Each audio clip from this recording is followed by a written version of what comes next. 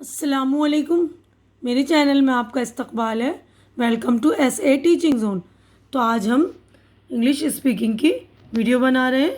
तो आज हमारा 35वां दिन है, 35th डे। तो हम लोग जो ये सारे जुमले रोज़मर्रा में इस्तेमाल होने वाले जुमले कर रहे हैं। इससे पहले हमने ग्रामर करी है, तो पिछली वीडियोस देखिएगा आप। और यहाँ पर जो है मौजू भी यानी टॉपिक्स दिए हुए हैं, हिदायत, हुक्म।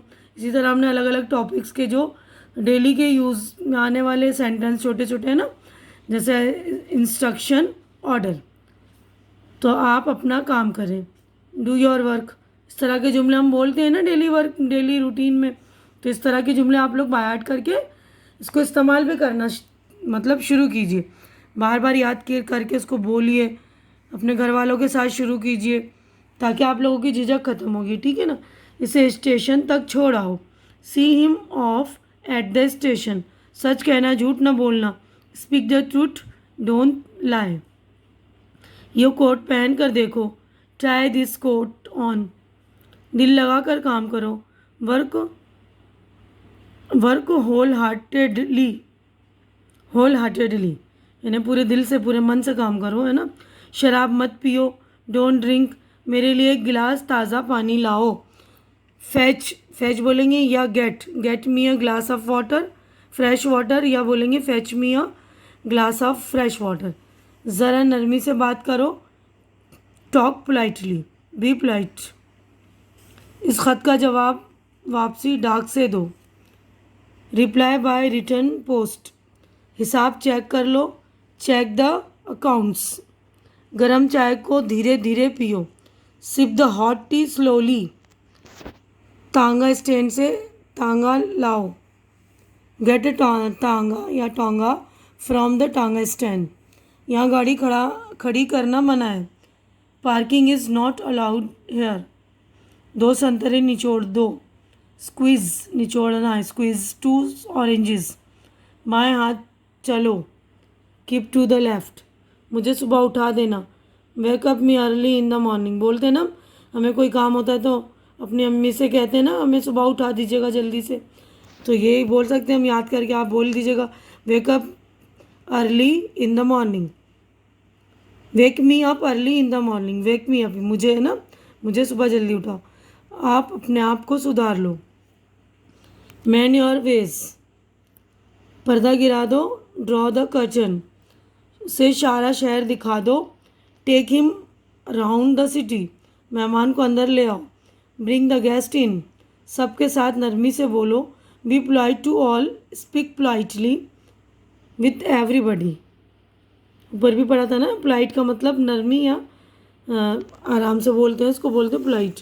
ये बात मुझे वक्त पर याद दिला देना। Remind me of it at the proper time. मेरे साथ कदम मिलाकर चलो। Keep pace with me. बच्चे को सुला दो। Put the child to sleep bed, या put the child to bed. ठीक है। अब अगले मतलब सेंटेंस की तरफ हम बढ़ते हैं। मुझे कल इसकी याद दिला देना। Remind me about it tomorrow. सब बंदोबस्त करके रखना। Keep everything ready. संभल कर चलना। Walk cautiously. संभल कर चलना, ठीक है ना, बाद में आ जाना। Come afterwards. मुझे 5 बजे जगा देना। Wake me up at 5 o'clock। चलना हो तो तैयार हो जाओ। Get ready if you want to come along. जब तक मैं ना आऊँ यहीं बैठे रहना। Wait here until I come back. ऐसी बात नहीं कहते। Don't speak like this. अपना काम ध्यान से करो। Work carefully. अपना काम करो। Do your own work. आज तुम जाओ, मुझे काम है। You may go now, I have some work. इससे लिख लो। Note this down. जल्दी वापस आना। Come back soon. फिर कभी आकर मिलना। Come and see me some other time. अपना काम देखिए। Please mind your own business. बोलते हैं ना अक्सर, please mind your own business. ज़रा सब्र करो। Have a patience. बड़ों की इज्जत करो। Respect your elders. तुम वहीं रहना। You stay there. अच्छे वक्त की उम्मीद करो। होप फॉर गुड टाइम्स, बच्चे का ध्यान रखना। Take care of the baby, तो अच्छे वक्त की उम्मीद करो। आजकल तो हम बार बार ये कह रहे हैं ना कि अच्छे वक्त की उम्मीद करो, होप फॉर गुड टाइम्स। अब ये बराए याददाश्त यानी पूरा हमारे चैप्टर का रिवीजन वर्क है, पूरा चैप्टर हम रिवाइज करेंगे। देखिए, बराए याददाश्त टू रिमेंबर, उर्दू में एक ही मादा लफ्ज़ से साबिक़े की मदद से कई मुख्तलिफुल मानी अल्फाज बनाए जाते हैं। अंग्रेज़ी में भी ऐसा ही होता है, मसलन मिस जज, एडजज, प्रीजज, सब जज वगैरह लफ्ज़ जज में सब, प्री, मिस, एड, साबिका प्रीफिक्स लगाने से बने हैं। ठीक है ना, साबिका यानी जो पहले हम किसी चीज़ को ऐड करते हैं ना मेन वर्ड के साथ, यानी जज जो मेन वर्ड था उसके साथ सब, प्री, मिस, ऐड यूज़ करने से बना ये वर्ड है ना। अंग्रेज़ी में एक खूबी ये है कि जो उर्दू में नहीं, अंग्रेज़ी में एक ही फ़ेल के साथ कई प्रपोजिशन लगाकर कई मानी में इस्तेमाल होता है। जैसे गो जाना, असल फ़ेल को लीजिए तो गो आउट का मतलब है बुझना, मतलब हम ये कहेंगे ना the light went out during the storm, मतलब वेंट आउट गो का पास्ट टेंस है ना, लेकिन जब तूफान के दौरान बत्तियां बुझ गई, हम ये कहेंगे ना बत्तियां चली गई, कहते हैं ना लाइट चली गई।